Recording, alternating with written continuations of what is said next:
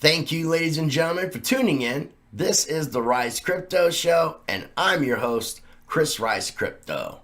And in today's episode, I have an interview with the three co-founders of the State of Anarchy, who are putting on an event called Anarchadelphia that's going to be taking place September 13th through 15th. I get all the details about everything going on, and we talk about it right here. So check it out. Like I said, ladies and gentlemen, today we are joined by the three co-founders of the State of Anarchy and also Anarchadelphia. How you guys doing, man? Great. Good, man.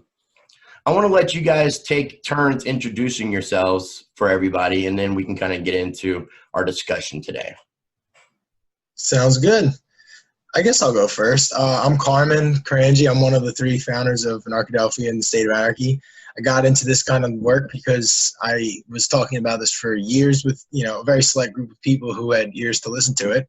And as time went on, I realized that this information, crypto, like how to use it to sort of free yourself financially from the control system, the monetary system, and everything that goes with it is crucially important, and people need to know about it. So it became sort of our mission to put that out there. Awesome.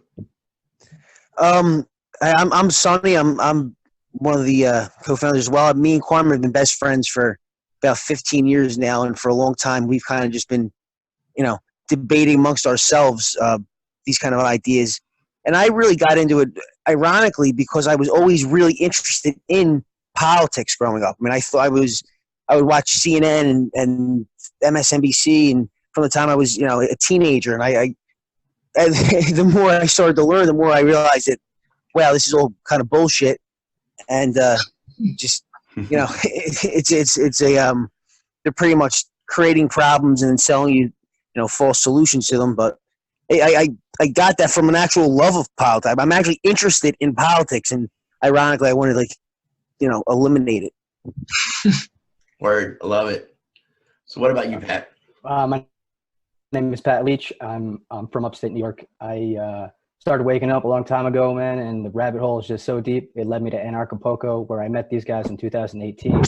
And, we share a similar vision, and we're able to throw a lot of ideas out there and expand upon them and kind of like do our best to add a little flavor to the movement. And, it's just, I really love what I do. This is really great. So, we're just pushing forward, and Anarchadelphia is going to be badass. Yeah, well, and we'll get into that, man. And I really appreciate you guys taking the time to come on to the show. I appreciate having fellow anarchists definitely share the same mindset and a lot of the same worldviews. So it's good to have some like-minded people on the show, and I appreciate that. Sonny and Carmen, are you guys both in Philadelphia? Yes, we are. Philadelphia.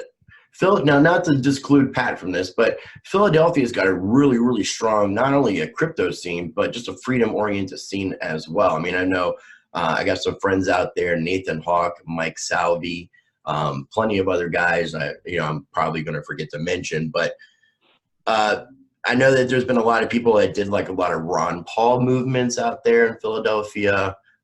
It's a strong scene. So you guys, I mean, when you said you were kind of arguing amongst yourselves, I'm sure there was other Philadelphians, other fellow crypto Philly people and anarchists that were there along the way. Because, I mean, it is a strong scene, and it is one of the places that I considered relocating to. But, I would agree. I'm sorry. I think it has a lot to do with the culture of the city itself. I mean, we mentioned this in previous interviews we had, but our whole lives, if everyone from our parents to friends, we're always complaining about the government. I mean, there's always something that the city or the state is doing to inconvenience our lives. So, although I think that kind of engenders that type of community. I mean, when you live in an urban environment like this, you really see how the sausage is made, up close, and how ineffectual, government it truly is, and how much of a hindrance it is to your life, whether you're a business owner or just a pedestrian walking through a pothole-infested city. So, I think that. Coming up from an environment like this, even though it has a reputation of being maybe more leftist or liberal, I mean, there are a lot of freedom-minded people that come from Philadelphia.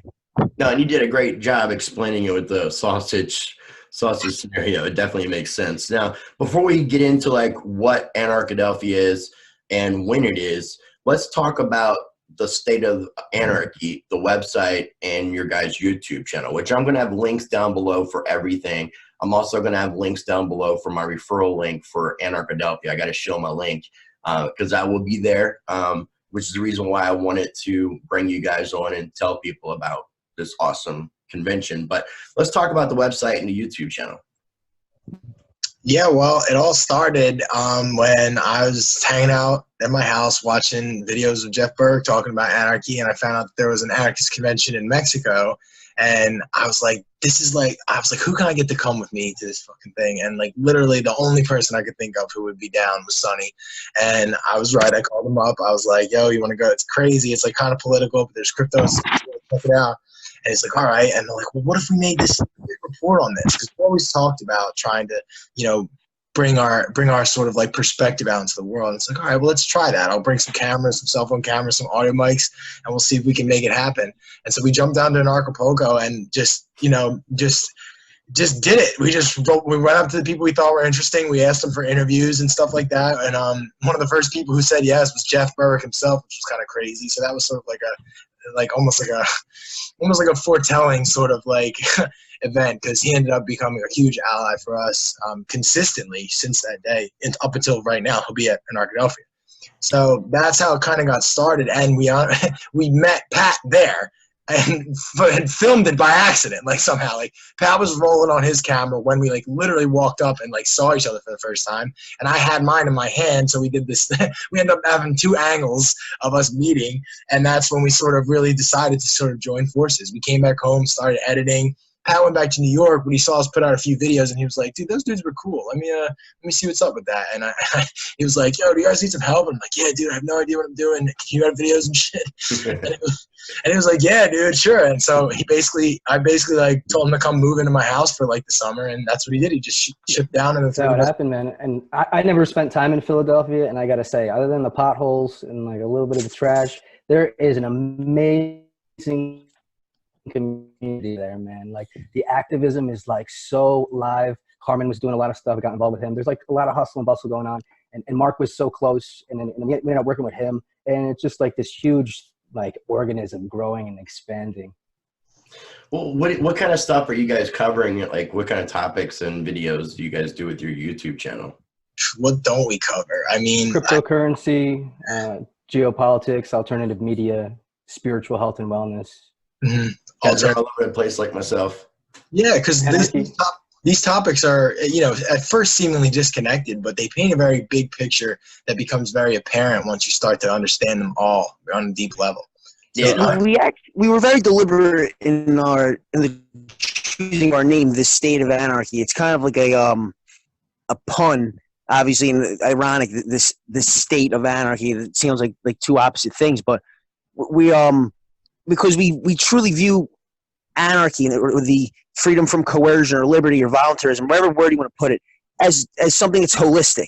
I mean, there's not really one topic that kind of covers it in its entirety, whether it's cryptocurrency, politics, health and wellness, more some more the occult aspects that we get into in terms of what we believe is going on in the top upper echelons of power and some of this hidden knowledge that exists out there. I mean, there's a lot of strands to this, and we do our best to just have conversations with people that may have a valuable perspective from these different areas, so to speak. Awesome. No, that's very cool. And what I'll also do too is, if you guys want, I can put a copy of this edited video up like on Google Drive. So if you want to put it on, my phone heard me. So if you want to put it onto your YouTube channel. For that, you'll need to unlock your phone. I fucking hate this shit. Unlock your phone. I just gotta say the word, and everyone wants to listen to me, even though it's listening to me all the time. But yeah, I do like the idea of cross-promoting and trying to bring awareness, because something that a lot of people, and I talk about this in my videos, but some people are unaware of the shadow banning and the censorship that's taking place on not only YouTube, but to talk about YouTube specifically, because this is where this is going on my YouTube channel. And YouTube is doing their best to be able to try to shadow ban and not allow people to be able to see the content from creators like myself and these guys and other creators who are talking about topics that might be taboo in the eyes of the mainstream. So the more that people can do, not only for myself or the State of Anarchy, but any content creator you like, the more that you subscribe, like, comment, share, interact, the more that you're able to do that and encourage others to do that is the thing that's going to be able to help our information to be able to be seen by other people, so that we're not just staying in an echo chamber. Because that's the biggest problem I have with the shadow banning, is that most of my viewership are people who already know what the hell I'm talking about. Where I try to educate people and bring people in from the infancy level and get people that aren't familiar with these topics to try to wake people up. Because it's nice to talk to people who are woken like myself, but I want and I feel inspired to wake other people up. So. Did you upload any if you don't mind me footage asking, to, I've actually. Go ahead. I'm sorry. I have a question for Chris. I'm sorry. I have a question. How did you wake up, so to speak? I mean, what was the catalyst for your evolution? I've been on a spiritual journey for quite a while, and I think from a spirituality term is what started waking me up into overall. Then I started going to school for business administration and started learning a lot more about the business side and getting into economics. I had followed cryptocurrency for quite a while, just never invested, just knew what it was, wasn't sure how it was going to take off. And at the time, I really wasn't concerned with things like that, because I'm not really concerned with the idea of wealth, but I am concerned with the idea of what's happening with, as I learned, what's happening with our fiat monetary system, what the Federal Reserve has done, and the economic level. And that's what really, really kind of got me woken up, was just seeing this this two-faced America, where on the media they try to portray it to be good old baseball, apple pies, and, you know, American dream. But in reality, it's the American nightmare, and we're being suppressed and controlled, and we're not as free as people think we are. And the rest of the world hate us because they just think we're arrogant, fat, stupid people, you know, who just want to implement our control over everybody via our military complex. So, I mean, it was a combination of a lot of things that woke me up, but I've always been kind of a rebel all my life. So I've always kind of had the anarchist, don't tell me what to do. I know what I'm supposed to do and what I'm not supposed to do. I know what's right and what's wrong. Don't tell me what I should and shouldn't do. So if that makes any sense. That's pretty cool, man. It's been kind of progressive, but cryptocurrencies kind of like really sealed it. When I got involved heavily in cryptocurrencies in 2017, early 2017, is when when I started going down rabbit holes, and I felt like I would climb out and then go down another one and then climb back out, go down another one. And then once cryptocurrencies came around, it was like, okay, I just went full force. And here I am. Yeah, man. Yeah, crypto seems to be the first opportunity we have to use a technology to subvert, like, the control system. Like, before that, there was no you were trapped in the monetary system. There was no alternative. That was your only method of transferring value.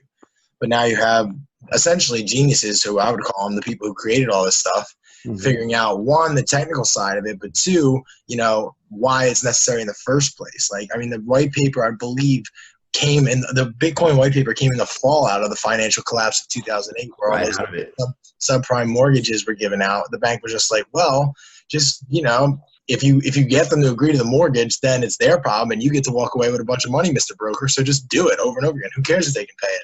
And then at the very end, they just round everybody up, take all the houses, the bank gets everything, and all these people are out on the street. And it's like, we were trapped in this. There was no alternative. But now we can move our wealth. We can actually extricate our wealth, which is the exciting part, from this monetary system. So we can take the value that's generated in corporate America and extricate it to crypto, you know, Earth, essentially, because there's no borders. There's no politics in that. And you can, you know, and it's all voluntary. So we can actually literally, like, siphon, like, basically the foundational wealth that, you know, governments use to control the monetary system into a more voluntarist and what I like is it's a now-based system. There's no debt in crypto. You know what I mean? Just the transaction goes through. If it's liquid and if it's not liquid, it doesn't go through. There's no weird space of futures and this, that. You know, it's just so much convolution in the monetary system they use to control us. So crypto was like the first time I saw an actual like practical, technical, like basically advancement, like a working advancement around this monetary system. And that was super exciting for me because it's online. They can't even blow it up. Do you know what I mean? That's like their last word. They'll just blow it up or put them in jail. They can't do that. Yeah, because prior to cryptocurrencies, someone who I think may have inspired the Satoshi Nakamoto person or group would have been the guy by the name of Von Nothaus. I forget his first name, but he created this Liberty Dollar where he was actually using precious metals, silver, gold, platinum, and he was trying to create a new monetary system. And ultimately, he ended up getting in some trouble with the federal government that resulted, I think, in conspiring to bring down the U.S. dollar. I don't know exactly what everything was, but it was some pretty hardcore stuff. And, you know, silver and gold definitely are a way of being able to store value, but the decentralized blockchain that was created gives us the freedom, which I think is awesome. So to kind of loop back around to Anarchadelphia, you know, you guys are talking about with your YouTube channel, you guys are talking about everything from anarchy to crypto to occult related topics. And you're kind of bringing all that together with Anarchadelphia. It's going to be in Philadelphia, Pennsylvania, September 13th through 15th. And is this going to be the first year or the second year you guys are doing this? The first year of Anarchadelphia, the inaugural Anarchadelphia. And kudos to you guys too, man, for partnering up with Jeff Berwick, with Anarchapulco, with Anarcho Vegas. Got to give a shout out to Kingsley and Aaron because you know they did a fork of the Anarchapulco in Vegas. There was one in Arizona. So I really like the anarchist movement. I really like the fact that you guys are doing a quality convention in Philadelphia, which again, I'll be at. Links will be down below and you can buy a ticket using my referral code. But let's talk about why you guys decided to do this and then kind of get into some of the speakers and what you guys are expecting from the event. Cool. Well, it's I guess the very first time this was ever incepted was me and Sonny were at the Speakers Gala dinner of Anarchapulco 2018, and we had gotten a chance to sort of like, you know, sit down and have like sort of a personal, you know, like basically a dinner with Mark Passio. I don't know if you're familiar with his work at all, but yeah. Man, huge fan. Yeah, me as well. And I was a huge fan for a long time before that day. And so we met him and we started talking to him, and we were talking about all sorts of stuff. You know, I was like so excited to get to pick this man's brain. And, you know, he was talking about how he used to run his own conventions in Philly. They were called the Free Your Mind conferences. And he was talking about how he liked it and he thought it was good for the community and like it brings people together, it allows you to network in person. But he was just not, he couldn't do it all. Like he couldn't throw a conference, market it, sell tickets to it, manage it, and then speak at it. So like that started to fall by the wayside. So then like me and Sonny kind of like looked at each other and we were like, well, if somebody else took like the legwork out of it, like, and did all like the hard stuff, the organization and all of that and the networking, would you be willing to participate and, you know, make it sort of like a standout event? And he said, absolutely. And this was back in like February of 2018. Okay. So that was when it was like first incepted, and we kind of like toyed with the idea the whole time. Like when Pat lived with me over the summer, we would like talk about it and how it might be in the works in the future and stuff. We were going to other conferences at the time. We were heading out to like places like Steamfest, like really like intrigued us. You know, we were like, dude, this is so sick, because it was like a community type thing. You know what I mean? It was out in Poland in this salt mine with all these crazy things and awesome people, and it was just like a huge party that was so educational. And then it was like, dude, we got to do this. And Sonny was like, yo, we got to like put up a thing at Anarchapulco and do interviews. And we set up, man, and we built a banner and promote, and just, dude, we've been 110% since. Yeah. You want to say something, Sonny? Go into these events. I just wanted to say that go into these events. What really inspired us was I mean, listen, the speakers are great, and you really do get get benefit from just from listening to these, you know, highly intelligent people get up there and give their point of view. But it's actually the connections you get with the fellow attendees that truly makes it a valuable experience. I mean, most of us who are in this state of mind, we really have no physical community to go to. I mean, everything's kind of online. It's at a distance. There's no tangible interpersonal connections that happen. I mean, it's really, I don't know, it's very powerful to be in an environment with literally hundreds of people who are all not only just like-minded, but very interesting and unique and helpful, and everyone's really trying to support everyone else in whatever endeavor they're engaging in. And it was both times that I've been to Anarchapulco, I was very inspired by it, and I really wanted to, and I think Carmen and Pat as well, wanted to bring that for us for the East Coast, because there's really nothing like that in our neck of the woods. And there's, other than the couple events you just named, there's really not much like that in the world. No.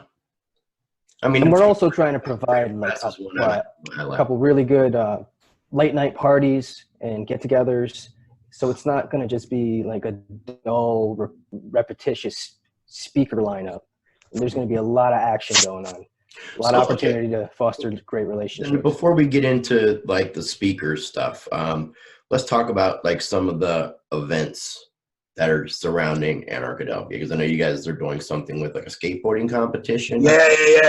That was crazy. So we had the idea of, basically having a big party at this sort of like this. It's kind of like an anarchist, like I would like to use the word utopia, because that's what it feels like when I'm there. But it's essentially this tiny little sliver of land technically it's in Philadelphia, but it's underneath Interstate 95, the highway that runs the entire eastern seaboard. So like for a while that was considered federal property, and then they delegated it to state. So now it's essentially like state property.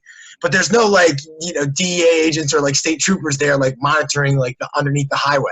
Right. So like it is essentially next to this park that is part of Philadelphia, and the park rangers and all the cops that deal with the park saw these skaters starting to like straight up construct a skate park on this like federal land or whatever. And they basically said to themselves, well, it's either we let them, live on this dirty highway and skate on this stuff that they built themselves, or they're going to, come into Center City and start grinding on all the, expensive concrete that we had just put in and ruining all that.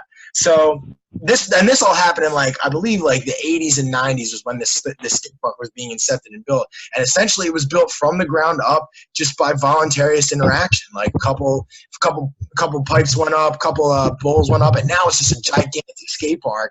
No rules, there's no permits, no one owns it, but it's literally the best skate park in the Philadelphia region, in my opinion. And I mean, you can go pay to skate other places, it's not as good.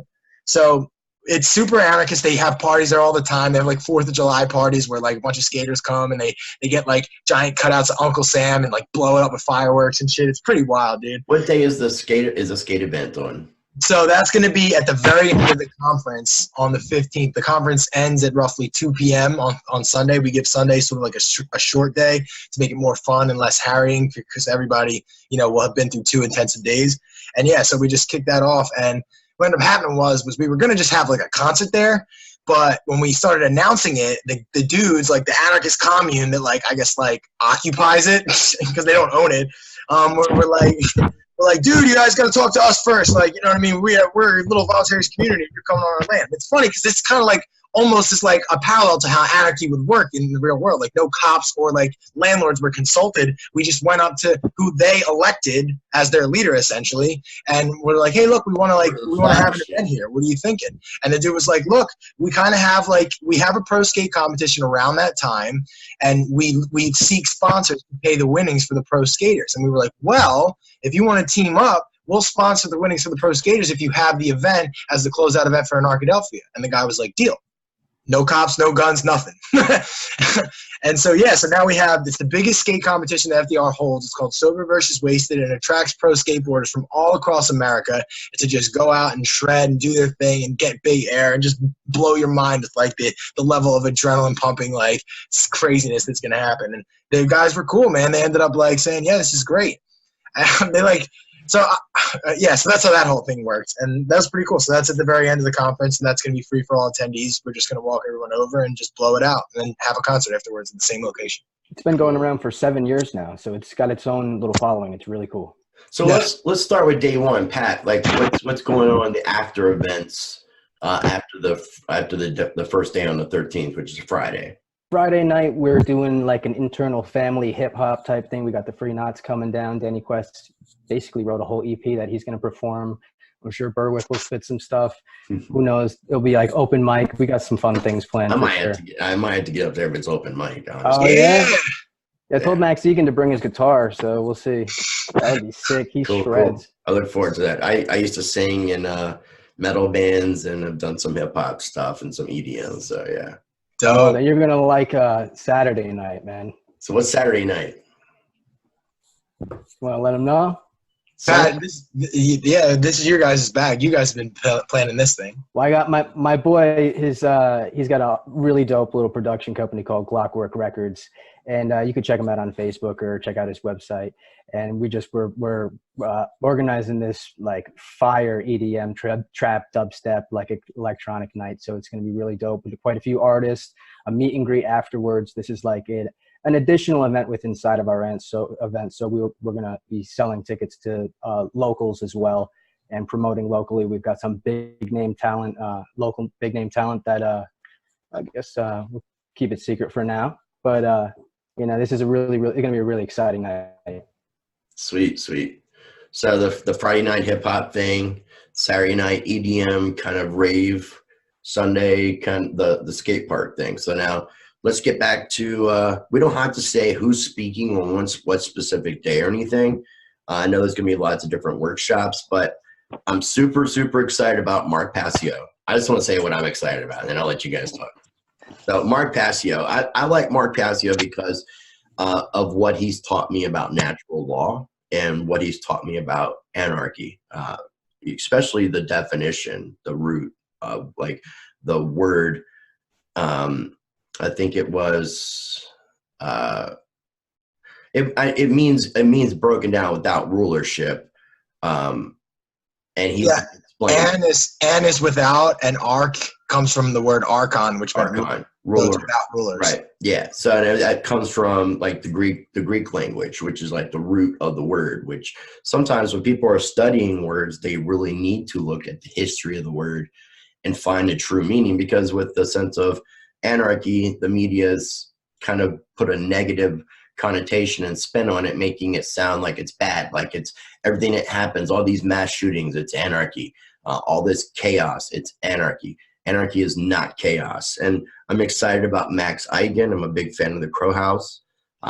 Jeff Berwick, Dollar Vigilante, huge fan of Larkin Rose. Got to meet Larkin Rose for the first time in Philadelphia a little over a year ago. I know he's a Philly native. I think he moved to Arizona. Yeah, so he did move, and unfortunately, because of his circumstances being so far away, he regretfully informed us that he's no longer going to be able to attend.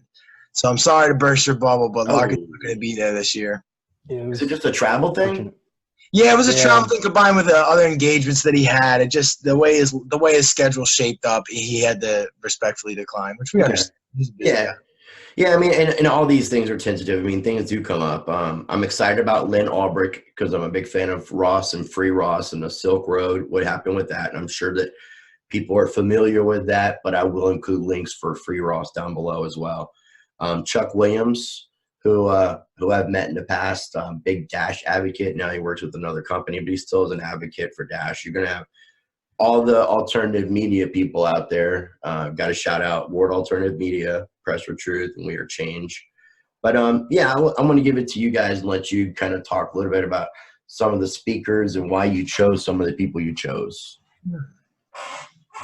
Well, I really, really, really love our one speaker, Derek Brose, because he's one of the coolest guys that I've gotten to meet. I met him earlier in 2018.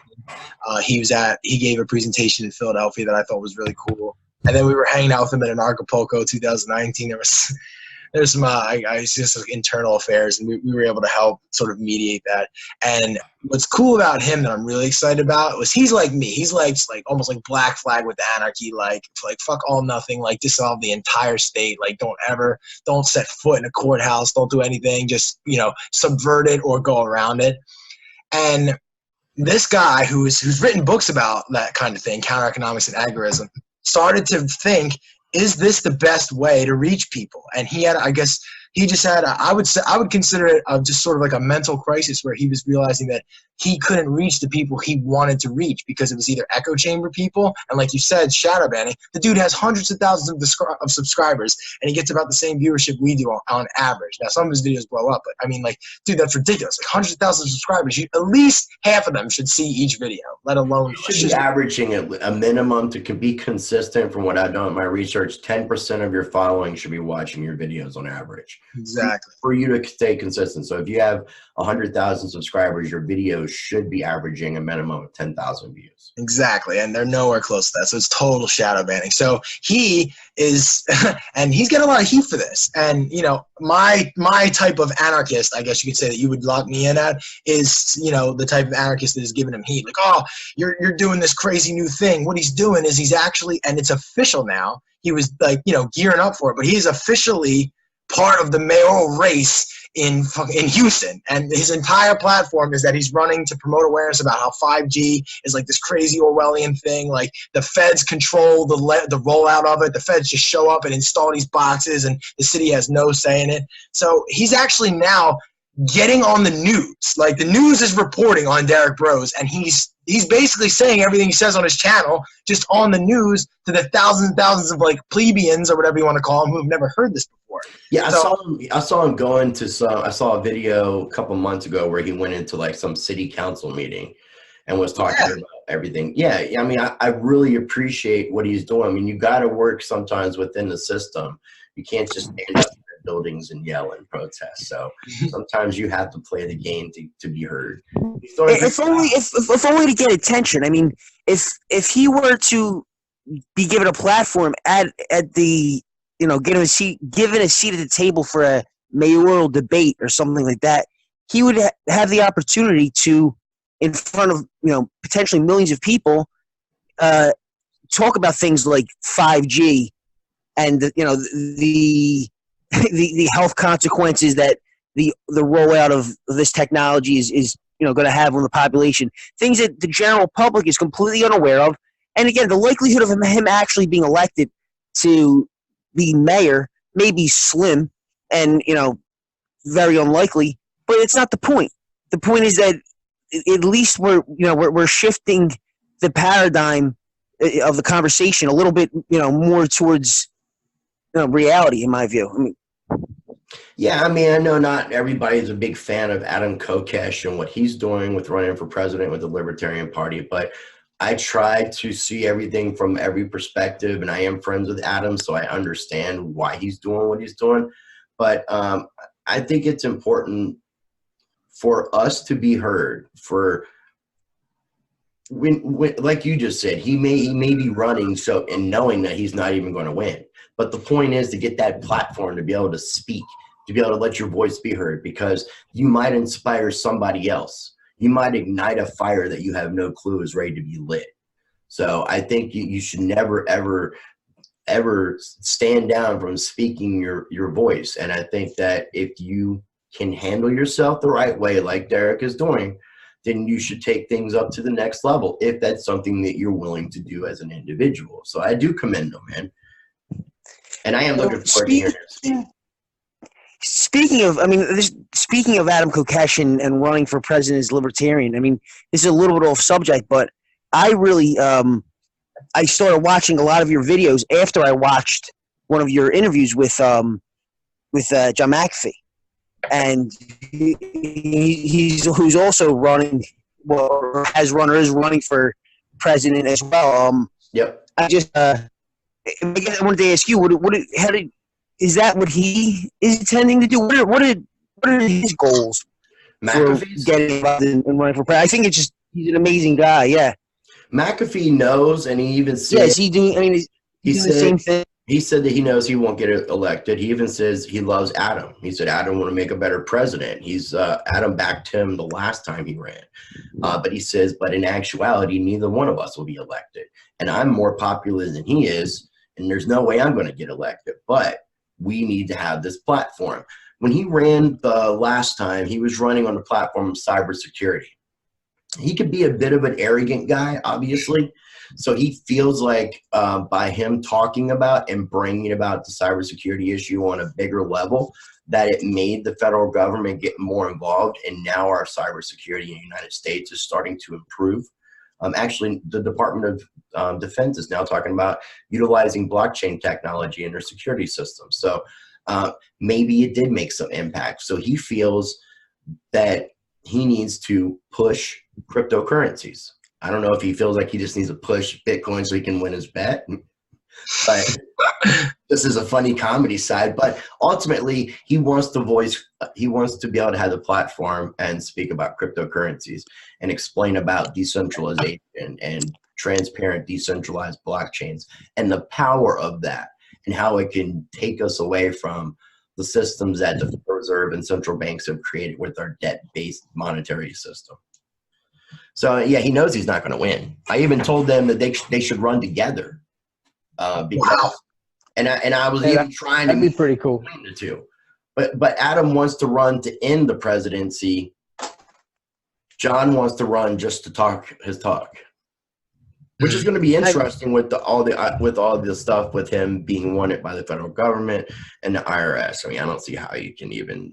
It's kind of ironic though to be in a to have like philosophical differences over whether, you know, over what you're going to do when you get the presidency, when clearly like neither one is going to win. Like that's why I told him together. I don't even think you. I mean, realistically, I don't think the president can abolish the presidency. I don't know if they actually have the power to. He's looked into it because he's worked. I mean, he's worked very closely with Ron Paul and a lot of the people involved in the Libertarian Party and with Ron Paul have gotten with him, and he's got a system that would make this happen. Now he's also in this for the long haul too, where next go around like 2024, you're probably not going to see McAfee running. Like he's getting old. He wants to do this. He's trying to do some things for humanity. Adam, on the other hand, knows he's not going to win in 2020, but wants to have that voice and try to gain some momentum for the next term. He's in this for the long haul from his words. Wow, that's cool. I commend him, man. I've talked to Pat about this. I'm still trying to talk to the McAfees, and if I can't get John to do something live as like some sort of speaking thing for Anarchadelphia, I'm going to ask if he can maybe give like a pre-recorded message that we can play at the. That'd be dope. That'd be awesome. I'm trying to do another interview. He doesn't like to say no to me, and I've talked to Janice as of yesterday, and Pat, I'm trying to look out for you too. But I talked to Janice yesterday, and she said that they're cool with doing an interview just to win, and I don't know where they're at, what time zone they're in, or even how to try to schedule something without knowing times. Because I could tell them this time, but I don't know if that's where they're at. Because I know they're somewhere in Europe. I don't know if it's like Lithuania or.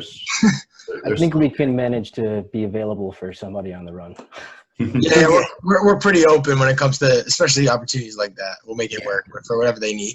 Yeah, so I mean, I'm not promising anything, but I'm going to do my best. This is right up of John's alley, and it gives them an opportunity, I think, to speak to like-minded people to maybe inspire some others.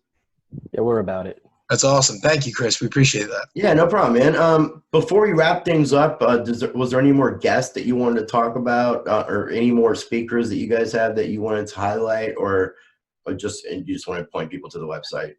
Well, you know, I'm really looking forward to Mark Passio's documentary. Carmen's been working on an edit with another one of Mark's assistants, and I shot some video with Carmen on Temple campus. We went around and interviewed a bunch of people, and it's been, you know, it's like 9 months in the making, and it's going to be premiered at Anarchadelphia. I'm really looking forward to that. That's going to be exciting. I saw a couple of some sneak peeks of the beginning and stuff, but then I just kind of, I don't want to see anything until it's done. So. That's cool. I didn't know. I heard the first draft looks bomb, so. Yeah, I did not know he was doing a premiere, so that's gonna be really cool. I'm excited about that. Yeah. Yep, that's gonna be cool. Son, who sticks out for you? Who's one of your sleeper picks for our speaker list that you love? Well, in terms of sleeper picks, I mean, I don't know how much of a sleeper she is, but I'm really excited to have Carrie Wedler there. I mean, she always does. I mean, she does amazing work, and she's a great presenter. But one of the other things I'm really looking forward to as well is we mentioned this idea a couple months ago. And we just figured out the logistics, but we're hoping to have a guest forum at our event. So there's going to be several points in time where they're going to be like long breaks for people to just mingle, lounge, walk around, and we're going to take advantage of those periods of time to allow guests in attendance to register for 5-minute lightning round, so to speak, and perhaps there's someone in the audience that has something of value that they want to present, and this is going to be the opportunity. A weird thing to be excited for, but that's really things kind of unique. And most people go to these events, feeling they have or something to say and a perspective to share. So we're really trying to get these people that.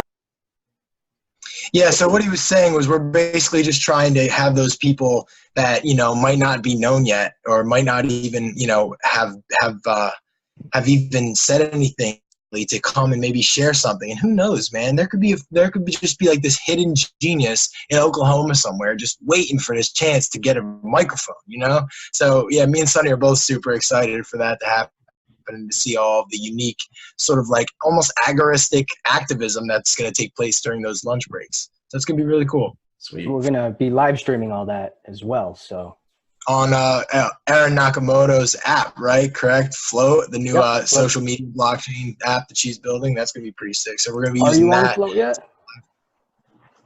Me? Chris, are you on Float? Yeah, I am. And I'm trying to make a concerted effort to be more active on Float. I did do an interview with Aaron and Kingsley right before Anarcho Vegas, and we talked about Float. I'm really excited about what they're trying to do, and I know it launched the Sunday of Anarcho Vegas because they did the live streaming as kind of like the debut of Float. So we're talking about float.app. I'll have links down below for that as well, so you guys can check this out. It's a decentralized social media site. What I don't like right now, and I know it's new, but is the echo chamber effect. Because obviously this is just a straight echo chamber until we can all as individuals promote this platform and start bringing in other people. But I am trying to support it, and I do like what they're doing, and I like the fact that you guys are going to be doing live streams with that. So I will have links down below for the website for the State of Anarchy, for the YouTube channel. Links will be for Anarchadelphia off the website, and then if you want to buy a ticket, use my referral link. Was there anything else? No, that's it. Thank you for having us on, Chris. It's been awesome. You're a great dude. You got a cool perspective, man, and we're stoked to see you in September. Awesome, man. And I'm definitely looking forward to it, man. I appreciate you guys hooking me up, and I appreciate you guys taking the time. And if you guys ever want to have me on your channel, or you want to do like a collaboration of sorts, I'm definitely down for that. So keep that in mind. And Absolutely.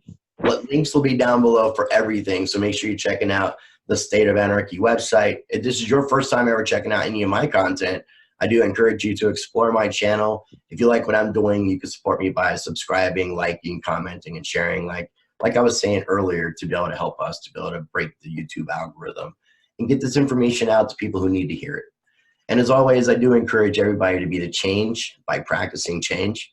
And I did a really cool video recently about practice change that I encourage people to check out, just so they have a better understanding of what it is.